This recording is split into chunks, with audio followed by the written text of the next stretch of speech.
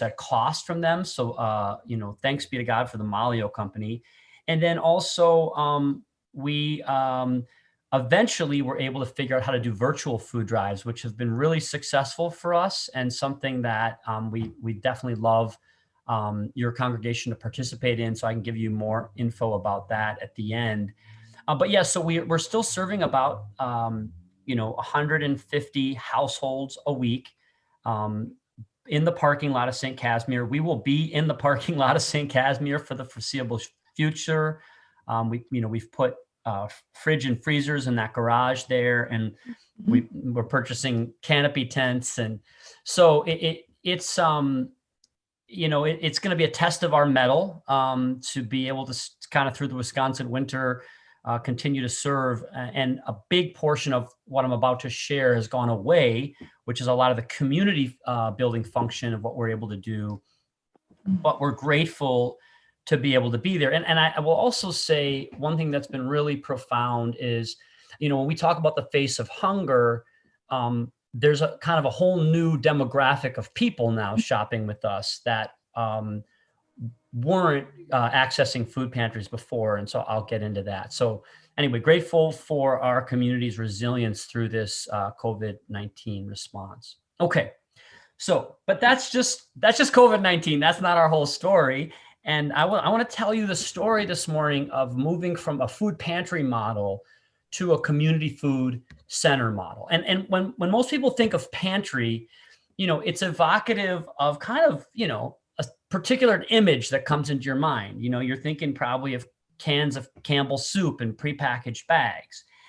And with that image also comes a culture, a feeling, I'm going to go volunteer at the pantry or the meal site. And the culture there is it kind of feels a little bit like, line up over here culture, right? But we're part of a growing movement of people across the US and, as I said, Canada and other places that sees feeding hunger differently, a different approach, a different feeling, a different culture that we're trying to foster, where feeding hunger can be a catalyst for the overall well-being of our community. All right, so, I got involved with River West Food Pantry. I've lived in River West Harambe for 20 years, but I got involved almost 8 years ago as a parishioner of St. Casimir. And there was a lot of people in their mostly women in their 70s and 80s who had been running this since 1979. And so I helped them launch as a nonprofit. At the time, ignorantly thinking, this will be like a sort of a project I'll take on for a year. Well, that was 8 years ago. And so we wrote a mission statement, which is like most food banks and food pantry mission statements, to provide food to low to moderate income people. And the old model measures the pounds of food and the people. So River West Food Pantry distributed over 300,000 pounds of food to about 13,000 people. That's 13,000 people served, right? Out of, predominantly out of about 2,000 households that are coming repeatedly. But,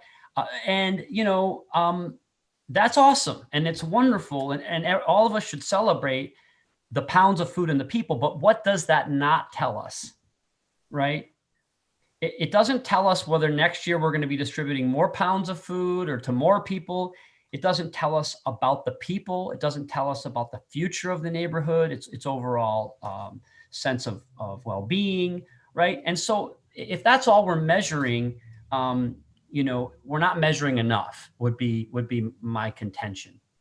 So before we go into the model, this new model, which takes various forms, let's talk a little bit about the face of hunger, because to understand the demographics of who we serve, then is going to help us understand what kind of model should be built, right, to serve those people and to walk with them. So some of you are familiar with this, but we kind of break up those we serve into 4 groups. And again, there's 100 different ways you could break people up. But if we were trying to understand sort of by age or by situation in life, who do we serve?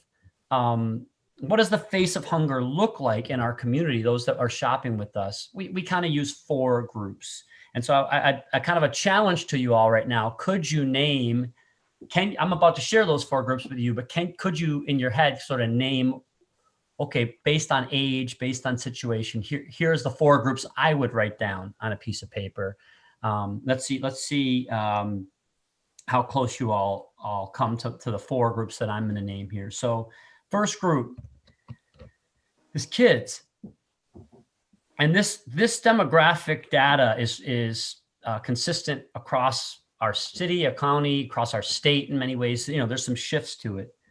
A third of the food that we distribute, so a third of those 13,000 are kids every year. And the majority of them are from single parent households, right? I think it's 4 out of 10 children in Milwaukee, the city of Milwaukee, live at or below the poverty line. So now you can qualify for food stamps. It's called food share in Wisconsin. You can qualify for food stamps if you make 180% of the poverty line. Now, I know that all those percentages can be confusing, but so a poverty line for a family of 4 is about $24,000 in America. So, it's a sliding scale for how much support you get based on what your income is, right? It's a mean, food stamps, food share is a means tested, benefit. So if you can make up to 180% of $24,000 a family of 4, that means you can make almost double that and still get some support, still need a food pantry. But when we say 4 out of 10 children in Milwaukee live at the poverty line or below, that means that they're truly food insecure, right? Not just maybe occasionally food insecure. So that means I want us all to think about, the hundreds of thousands of kids in our city and recognize that there's kids right now waiting for breakfast and don't have it, right?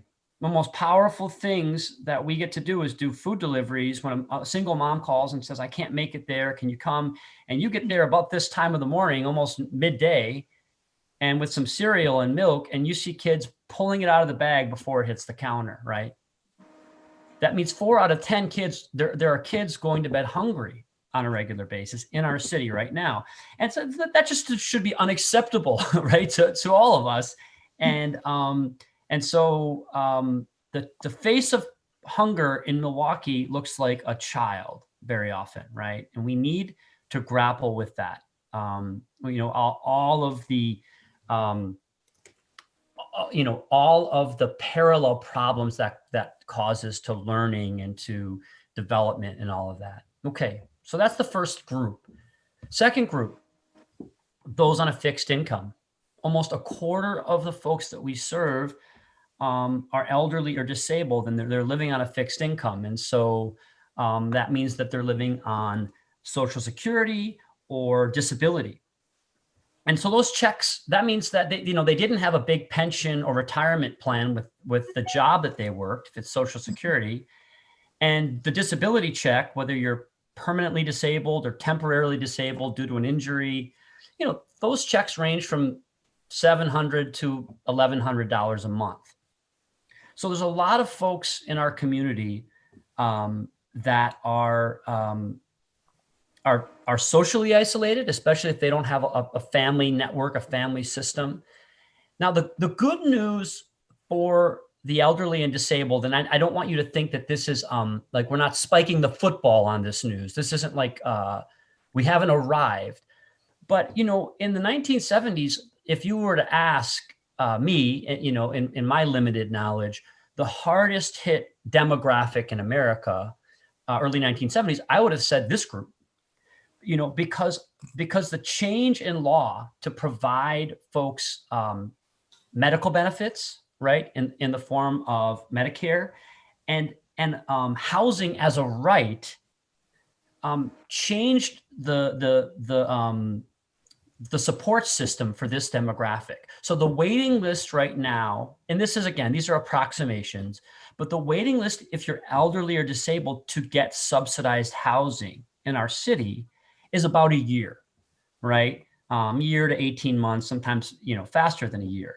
So does anyone know what subsidized housing is other than the term? I didn't know for years, but it means that we've understood since the New Deal, right? Since the Great Depression, that if someone's paying more than a third of their monthly income on housing, that's not sustainable, right? So now maybe I worked a low wage job most of my life, and now I'm living on $900 of Social Security a month. So instead of paying $650 for that studio apartment, right, I'm paying $300. I'm paying a third of my monthly income, right? And so that's a game changer for a lot of this demographic. However, so this demographic in some ways is living, in poverty. But if you're frugal and you're careful, you can survive, right? And the food pantry is just a huge added benefit. But this demographic that we serve is also often marginalized, not just economically, but socially, right?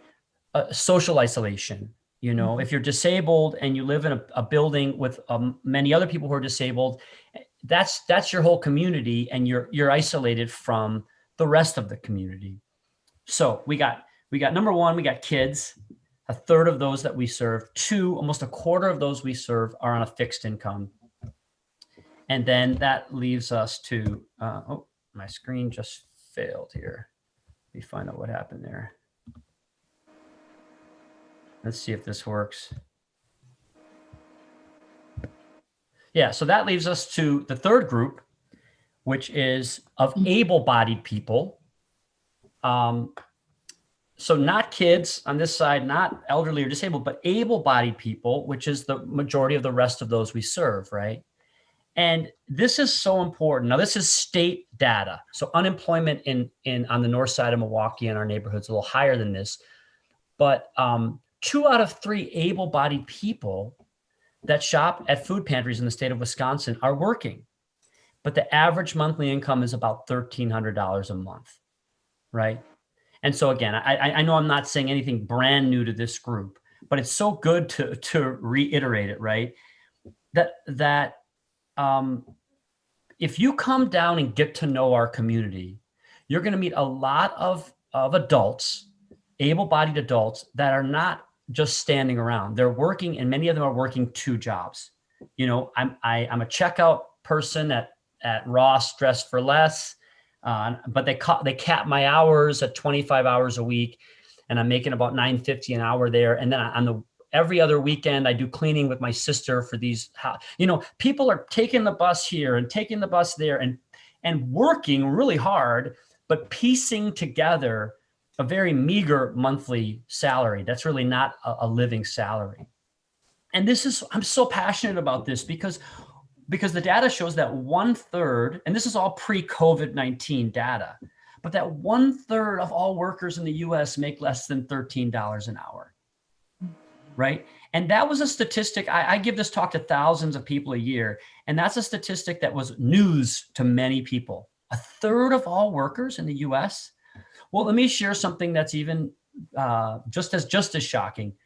45% of all workers in the US, again, this is pre-COVID, they make less than $15 an hour and under, right?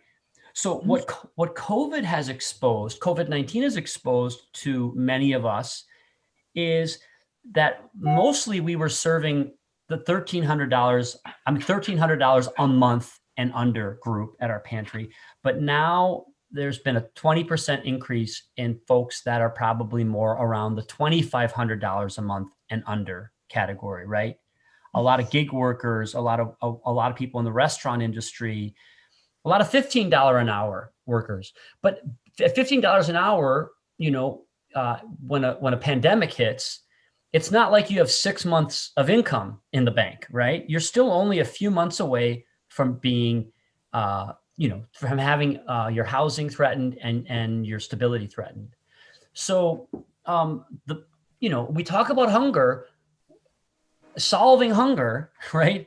We cannot think about it without thinking about income inequality and wages and the rights of wages for workers. So again, not saying probably anything new to this very astute group, but really important to think about this the face of hunger. And then this is what most people expect, I think. Many of our volunteers, when they come to volunteer and assist shoppers, expect to see people in total crisis. Well, in fact, this is less than 7%, of those that we serve. Now, if you go downtown to a meal site, you're going to see a higher percentage of people that are living on the street and are maybe in a crisis that you would maybe say is total, right? But in most food pantries, it's the other groups. It's those other groups I shared. Right now, these individuals, their needs stand out, right, significantly. But again, they're the minority of those that we serve. So is that helpful to think a little bit about the face of hunger?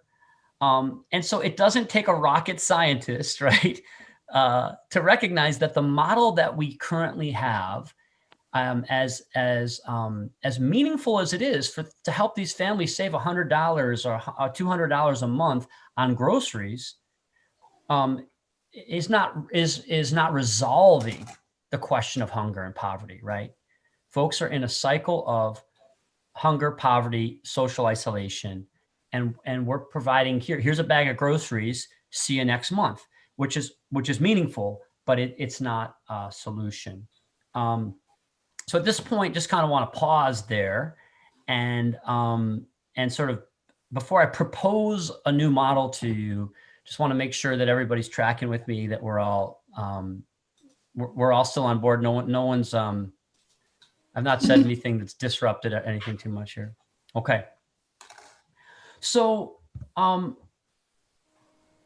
we in 2015, basically, I helped the Pantry get launched as a nonprofit at the beginning of 2013. And 2015 began to reconceive. We studied, these networks of people using food to build, to have a different approach all across the world. And we began with the community to have a conversation. So we changed our mission, right? So the mission's pretty simple. We want to end, hunger and poverty and isolation in our neighborhood. But we really do that through 3 pillars: to nourish the community, to build belonging in the community, and to build prosperity. And that 3rd pillar is something that we're still deeply in development on. But this is our theory of change, right? Our theory of change is that people come into a dynamic food culture, right? That brings that nourishment, and that where people are growing and shopping and cooking and eating together. But in that culture, they experience just radical kinship. We call radical kinship. Another way of saying that is just we bite everybody with love. And we are really passionate about a cultural transformation for volunteers, donors, shoppers, everybody that comes into our community, so that we can build community engagement. But the core of that for us is belonging, fostering belonging. And then moving from that place, to individual efficacy, collective efficacy. So that's our theory of change in a nutshell. And I'm going to talk about those 3 pillars of our mission and vision: to nourish, to belong, and to prosper. So nourishing food security and wellness. So I'm going to move through this pretty quickly. So write down your questions for me at the end. But if you look at all these national surveys, people in low-income community want healthy food. They want fresh produce. They want fresh eggs. But it's the most expensive thing in the grocery store, right? And so in 2015, we partnered with Medical College of Wisconsin, and we looked at what the USDA said was healthy food. And we surveyed, we basically scored every item in both of our pantry sites. It took about 40 volunteers over 2 weekends. And so based on what the USDA is saying is healthy, now, ironically, some of this food we're getting from the USDA, we knew we were one of the best pantries in the city even back then. And we said, all right, well, how are we going to score at our 2 sites? And the results were tough for us to look at. We saw that, a huge percentage of our food was unhealthy, and half of it was moderately unhealthy. And we didn't have, even though we knew we were one of the better pantries, we didn't have a robust set of options for healthy food. And so at that same time, we partnered with Mount Mary School of Dietetics, and we surveyed about 250 households in our community. We interviewed individuals around dietary illness. And again, we don't have time to go through this whole slide, but the high point is a third of the households had somebody living in the house with type 2 diabetes, and 70% of the households had somebody dealing with some sort of cardiovascular issue, right? Related, like blood pressure. So here's another statistic. So I always try to, I'm quoting all these statistics. I think everybody should remember the one I quoted about wages. A third of all workers in the US making $13 an hour and under. Another one that I think you should all remember is this. I think it's around 3 trillion that the US spends in healthcare in a given year, 3 trillion. And they now estimate that about a tenth of that is diabetes related care. So we're talking hundreds of billions of dollars, and that's majority type 2 diabetes, right, which is on the rise all across the world. But it has some basis in our genetics, but type 2 diabetes is truly a lifestyle disease, right? And so by the way that we're eating, we're also bankrupting our national budget. So what's the solution? Well, we'll get into that a little bit more, but we know that people, about a quarter of volunteerism in America, over 20%, is hunger related. So we know that churches and businesses and schools and are doing all these food drives to help make sure pantries are stocked, but oftentimes the very food that we're working our tails off to collect and distribute is also part of the problem, right? It's part of the problem. And we know that people actually want healthier food. So pantries should look like this, right? But this is the most expensive food to acquire. It's harder to store. And then also, just because, so in 2015, we made a commitment. All right, we're going to try to get as much produce as we can. And so if a distributor had 10 cases of bok choy, we take it. Avocados, we take it. We try to find it. But then very quickly we realized, well, just because you bring in bok choy doesn't mean that it's a culturally relevant food for the community, right? So, or that people have the means to cook it, right? That they have the particular kitchen utensils that they need. So it's not just about the quality of the food, but it's about the engagement that happens around the food. It's about the power that food has in a community. And so in the last 5 years, we've every year we take some baby steps forward, but we're rescuing 70,000 pounds and sorting 70,000 pounds of produce. We are now managing a 27,000 square foot hoop house farm that's just on Port Washington Road, just north of Capitol Drive. And this year at that farm, we'll grow about 15,000 pounds of fresh organic produce for our community.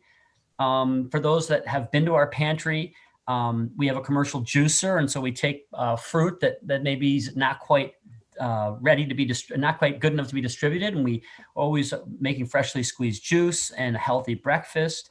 Mm-hmm. And these are just all, as I've said, little steps forward so that when folks come into our space, a food culture begins to wash over them. We have about 20 community chefs that are on a rotation.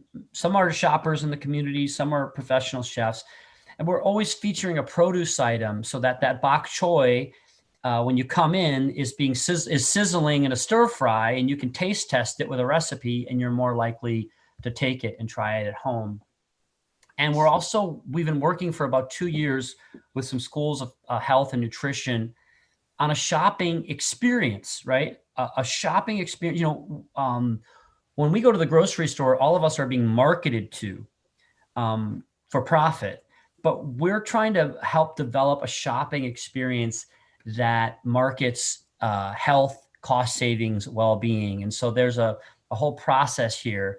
But, the result is that as we continue to build up the momentum of this new approach, we can measure a lot more than just pounds of food in people.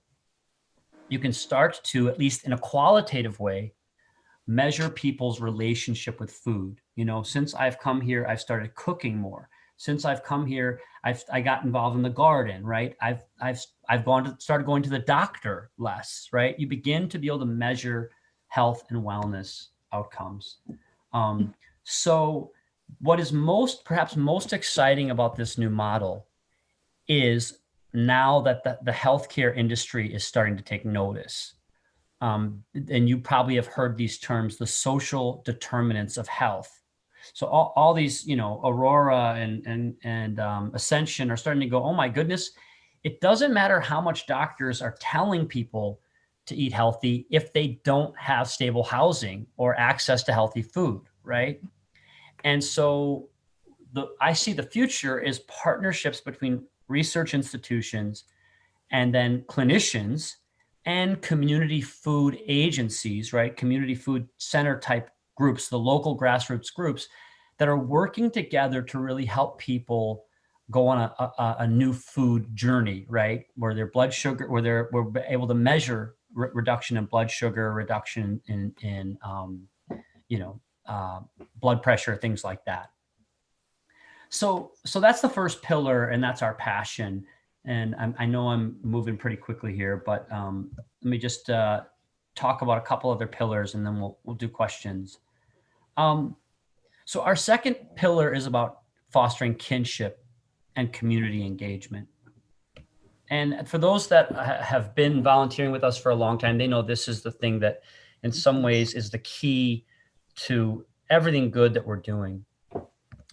Most of the time when folks come, and it could be in any setting, to serve the marginalized, the culture of that space is very often, you're here to be a taker, and then there's another group there to be givers. Mm-hmm. And that culture reinforces all of the root problems in our city that already exist, right? We have come to understand that that's simply just not true. That nobody has so much material wealth or so many degrees in this world that they don't have deep needs and deep vulnerabilities and things that they need to receive. And so when you come to volunteer with us, if you're the CEO of a company and you're used to fixing problems and being the one that's there to give, we very quickly try to reorient you and say, if you're here in our space, you have to come here to receive. You must discover the reason, the need that brought you here. Because this community wants to teach you about humility and grit and gratitude in a way that you do not currently understand. And really at the heart of all service should be that deep desire to receive, right? In my giving, that I might receive even more than I give. But similarly, we say to folks, it doesn't matter how profound the need is for you today. You might just be coming here like, I got hungry kids at home and I've got a sick mom and I have nothing to give. But we are always reminding people that no one has suffered so much or carries such a heavy burden or has lost so much that they don't have something to give. In fact, we say those that carry the heaviest burdens, those who have lost the most, have the most to give, right? That they have the treasures of the soul that all of us need to gather around in awe and learn from. And so it's in that culture of giving and receiving that community can happen. People begin to encounter each other in a mutuality, right? In a mutual vulnerability. So we do these community feast meals where 20 or so shoppers show up and a few of our volunteers, and we cook a collaborative meal together. And in that collaborative meal, we rediscover, we're all the same folks, right? We're all made from the same stuff, and we belong to one another. And it's in that deep belonging, right, that we can begin to go on a journey of community engagement together and learning.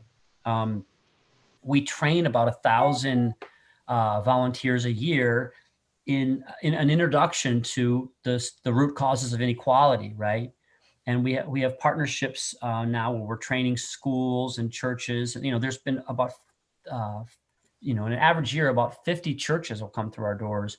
We're now trying to make sure all those churches get on a training trajectory in areas of racial justice, right? In areas of civic action, so that our service moves from service to justice to even to solidarity, right? Where we recognize that our destinies are tied up together. Because we know, right, that until we begin to see the powerful structures of inequality in Metro Milwaukee, for instance, that all people won't have access to the goods of society. And so we believe that because hunger is such an entry point to volunteerism, it should also be a pathway to justice, pathway to solidarity. And so I can talk more about that. And then very quickly, to prosper. At the beginning, we talked about that cycle of poverty, that cycle of intractable poverty. So about 5 years ago as well, we started to work with some schools of social work, and they just began to train a cohort of our volunteers to just walk with people so that people weren't going through whatever they were going through alone. And so, these numbers fluctuate a little bit every year, but because we have built this community of friendship and trust, we begin to walk with people. And we have a Salesforce app that tracks the referrals we give out and the results of those referrals. And you can see over time that we're helping. In a given year, we help dozens of people avoid eviction. We help dozens of people obtain job readiness resources. And then we help, a handful of people get jobs every year, right? About a dozen people get jobs every year. And so the old model is just saying, here's a bag of food, see you next time. Well, in the new model, there's these incredible stories that emerge, right? So this is Lana. And for those that have volunteered at the Pantry, they know Lana she was coming out of homelessness and a mental health crisis when she arrived to shop at our Pantry. Now she's one of our mentors, and she's getting her degree in social work from MATC. And the key is not that we gave so much to Lana, right? The key is Lana is transforming us. Lana is the one with the great treasure of understanding what it's like. She told me once, Vin, she said, when you're homeless, you still feel like a part of the human family. She said, it's just everybody else that looks at you like you're a million miles away, right? So Lana is the one teaching us about what it means to be human, about what it means to feel excluded. And for her to recover that inclusion means that she's one of the bright lights, one of our teachers and guides in the community. Similarly, like, when Zasha and Amy walked through a couple different bouts of homelessness for her family, the testimony on the other side of that is not just how much Amy helped Zasha, right? But it's how Zasha changed Amy. And now Amy, as a suburban mom, says, I'm parenting totally different because of the strength that I gained from Zasha, watching her incredible resilience as she walked with her family through homelessness and eviction. And the stories go on, right? For the socially, maybe somebody that had a ton of skills to offer, but was told you're not needed in the community. Now that you're on Social Security, you're not needed, and you just live in public housing. And so there's amazing stories about people that are transforming our community because they've discovered that they were needed. Look at what Chris, who was a homeless vet when he came to us, said. He said, the volunteering helped me with my self-esteem, that somebody needed me, right? So poverty is not just about economics, right? The worst kind of poverty, Dorothy Day said this, is that when you don't have any reason to get out of bed, right? You no longer believe that anybody needs you, that there's nothing for you to offer, right? It's a different level of poverty. And that can happen, by the way, if you have piles and piles of money in the bank, right? very quickly, on our horizon right now, River West is in an exciting sort of capital campaign mode. We no longer can stay in our main site, and the school site that we have is just not sufficient for us we have these temporary use sites. And so we've got some 2 or 3 options of land and redevelopment in the community. But once we build this new site, we're going to put at the core of all of our program, we're going to put a business, a social enterprise. And basically that's going to be an enterprise to help people with barriers to employment. And what we found is that if folks can have a year or 2 of stable housing and a job, they can really make profound progress in healing. And so we're part of this consortium of people in Milwaukee that are trying to build a network of stable job, housing, therapeutic care, job, life skills, education, over a 2-year period with individuals with barriers. So we've learned this from a national network called Catalyst Kitchens, that there's a group of about 100 of these organizations all around the country. And then we're working with some business leaders right now and UWM to write up a business plan. It's, we're looking at various options like a drop-in pizza kitchen that also makes some sort of product, or a contract catering company, or a demonstration and teaching kitchen.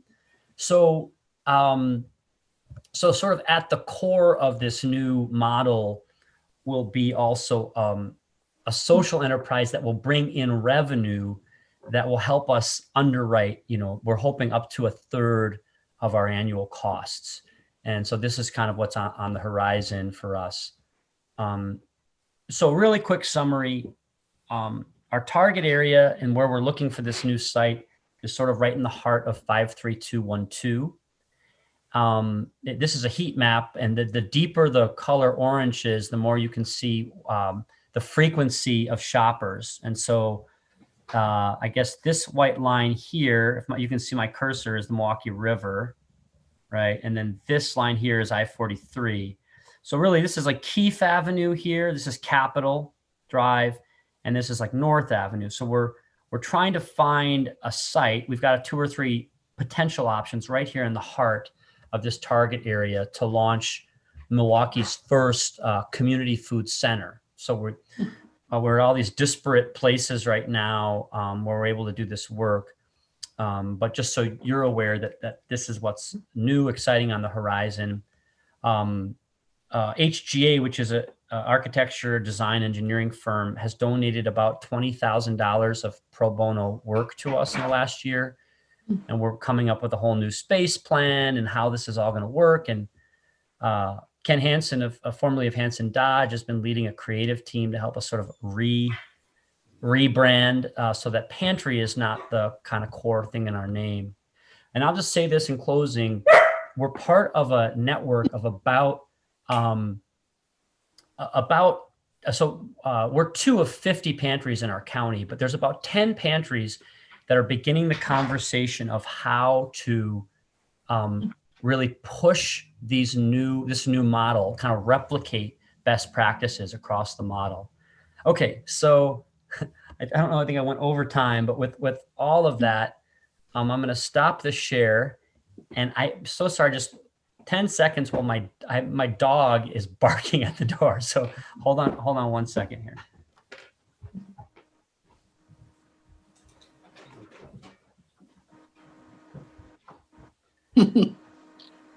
Sorry about that. We didn't really get into some of the questions around racial justice, but I want to make sure I take some time for questions, and Dan and Mark, you can tell me how much time is left.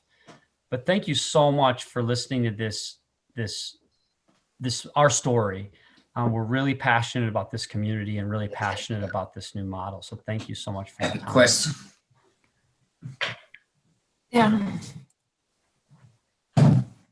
Yes, everybody's unmuted, so you should be able to ask questions. I see the first question in the chat is, what is your relationship to interchange. So George and I are good friends, and from time to time we are collaborating in the food space where we'll have some extra stuff or they'll have some extra stuff. I need to engage George. He's not part of this group of like 8 to 10 pantries that we've been in dialogue with. And I need to engage those folks over at Interchange more on this model. And I'd love it if anybody would be willing to help, you know, facilitate that or, you know, create an opportunity for that, because I know George is passionate about all of the things I just talked about. And so there can be more collaboration there. It looks like Janet had a question, but her microphone is off right now. So Janet, if you go on your screen, on the lower left part of your screen, or actually, oh, Mark just unmuted you. Now you're on. Yeah, my question to you was, you know, I appreciate all the work you're doing, but then there's also the Interfaith Conference, the Greater Milwaukee. They too like to work hand in hand with you and do a lot of the same have a lot of the same concerns. Also, I belong to another group, a women's group, the Shorewood Women's Club. We too want to highlight you next month, I believe. We'll do a Zoom and introduce you to a couple hundred new people. So, Vincent, your work is well appreciated in the community. Thanks, Janet. And I'm looking forward to that time with Shorewood Women's Club. And again, I would love an introduction. I used to know the former executive director of the Interfaith Conference, and I haven't been connected to them in a few years now. And so I would love if somebody would be willing to make an introduction so that we could get into a dialogue. The less we do this in silos, the more profound the impact. So yes, thank you so much, Janet. Patricia might have that. Do you have it at your fingertips? Thanks, Patricia. I'd like to ask, Vincent, how is the food pantry being financed now in general terms? Yeah, I have a slide on that. I didn't show it, but I'll show it really quickly just so you all can, sometimes it's more helpful to see a slide. But yeah, so this is a slide about, sorry, and I'm figuring out the screen here. So this is a slide about where we get all of our food and the food partnerships. And then this is a slide about our spending currently. And this community engagement and mentoring spending is starting now to increase. But obviously up until now, a ton of it has been food wellness. This is 2019 data. So already in 2020, this data is looking different because we're spending a lot more now on crisis assistance and rent assistance and community engagement and training. But then this is a quick slide of the revenues, and the vast majority is the vast majority is individual donors. So like it says foundations, you know, it says that we get 22% of our revenue in 2019 from foundations, but that's not like big grant applications with large foundations. Those are mostly like small family foundations. So, you know, most of our philanthropic work to date has been from the 3,000 plus individuals that come and volunteer and then know somebody or open a door for us. And then, yeah, we obviously are wanting to grow that foundation money, and then we're wanting to grow like a corporate, have a corporate sponsorship presence. But the vast majority, so this year was the first year that we've hired a fundraising professional. Up until now, and that's because we're doing this campaign, but up until now, it's just been our team. And this is really important part of our story that, for some reason, this keeps, I want to show you this slide because I'll get emotional. Over the last 5 years, young people, we bought a house in River West and we rent another house, and young college grads have come out of college and done a year of service, kind of like, Peace Corps or mission year kind of, Jesuit Volunteer Corps, but we started our own program through this young woman right here, Samantha Vosters, who's dedicated her life to this work. And these are just some of every year we have a cohort of these young adults that come and do a year or two of service and work and live in poverty and work for free. And that's how we've been able to push this programming forward. So I would be completely lost without that group of young adults that have, and interestingly, Really impressive. none of them were from the neighborhood. They all are from other, suburbs of Chicago, up north Wisconsin, and almost half of that group has either stayed in the neighborhood. Some of them have bought houses. A number of them are renting in the neighborhood because they just experienced diversity and community and service kind of all in alignment. So it's been a great season because of them. Listen, I really appreciate the story about the youth because I've been trying to find more information about that program. I've heard about it in pieces here and there. How is that accessible? How do we know about that program in the community? Because it's hard to find information about it. Yeah, Dan, thank you. We need to do a better job promoting it, but we basically we have a partnership with the Catholic parishes, and we go to college campuses. This is mostly, so you don't have to be Catholic to be in this program, but we have mostly, our success has been because we go to college campuses and find the young adult Catholic ministry or whatever service group is there. And we just propose to them, hey, why not take a year and come into our community and your life will never be the same. And then now we're just now getting connected to like AmeriCorps Vista. So we're going to start to be able to get young adults and give them some loan repayment because of their service. And so I think we're going to start to be able to promote that, do a better job promoting that. But so the whole information in the application is on our website.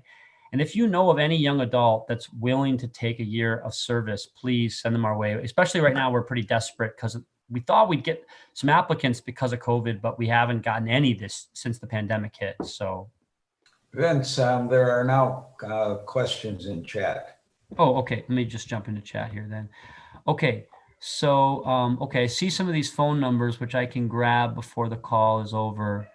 All right. And then, currently, we don't get any government funding. We get a small, $25,000 to $5,000 grant every year through the Emergency Food and Shelter Program. That's like, because we're part of the Hunger Task Force network.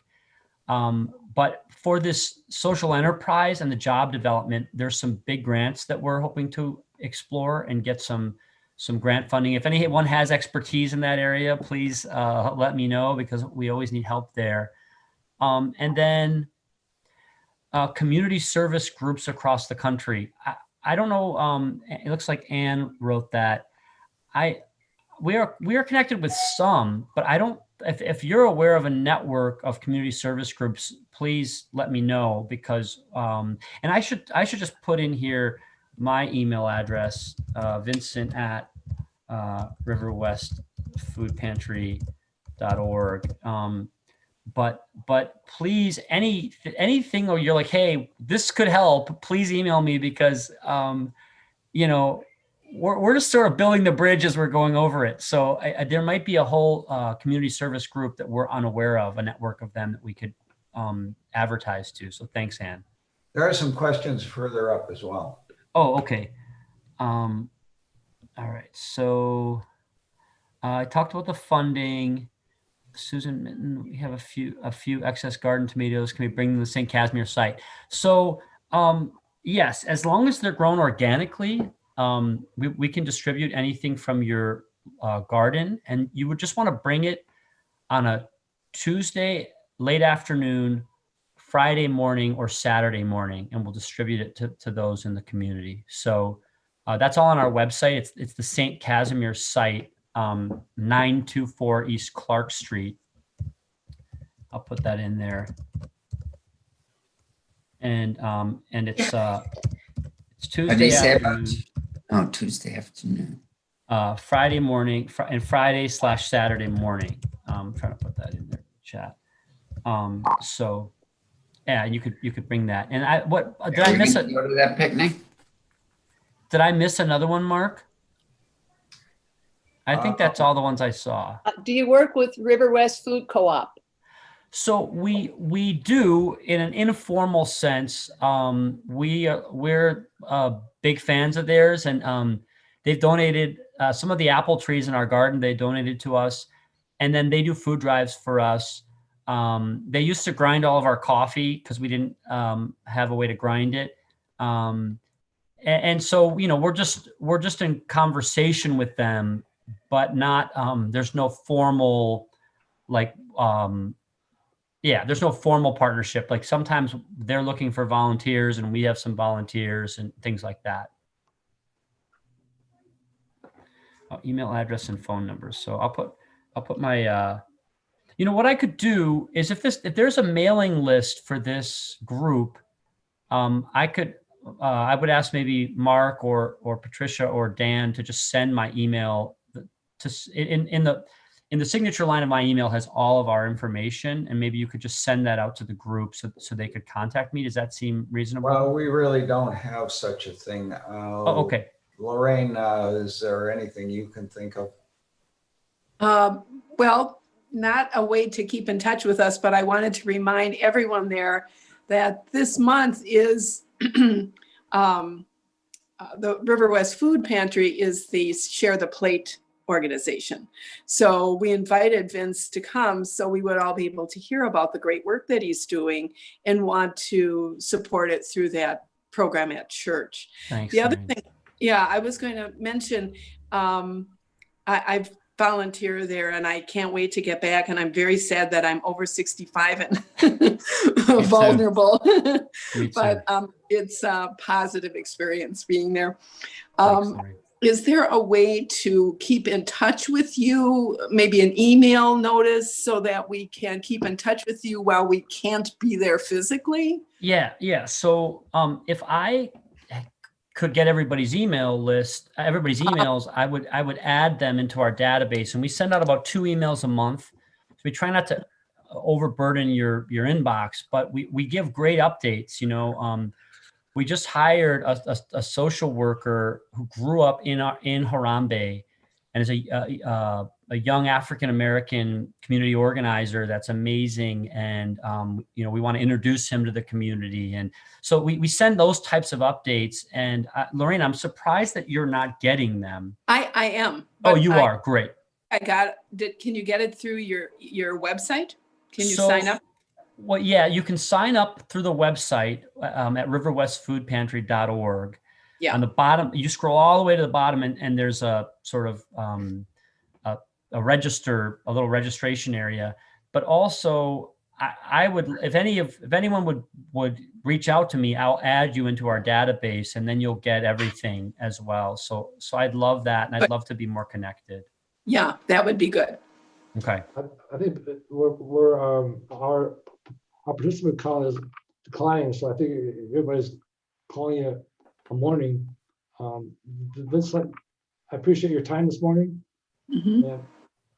And I've learned a lot, and I'm sure others have too, and I'm sure we'll be staying in touch.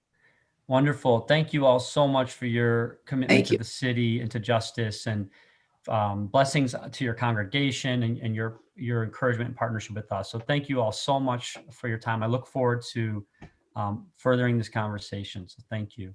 Thanks a lot, Vincent. Yeah, thanks a lot. We'll be ending as soon as I stop the custom live video. So thanks again to everybody. Mark, are you able to save the chat? I'm not sure how that works. Let me stop the live video, and I'll just won't end the meeting for another 5 or 10 minutes. And yeah, I'm just copying some of those. Take a look. Yeah, copy it. So I'm going to be stopping.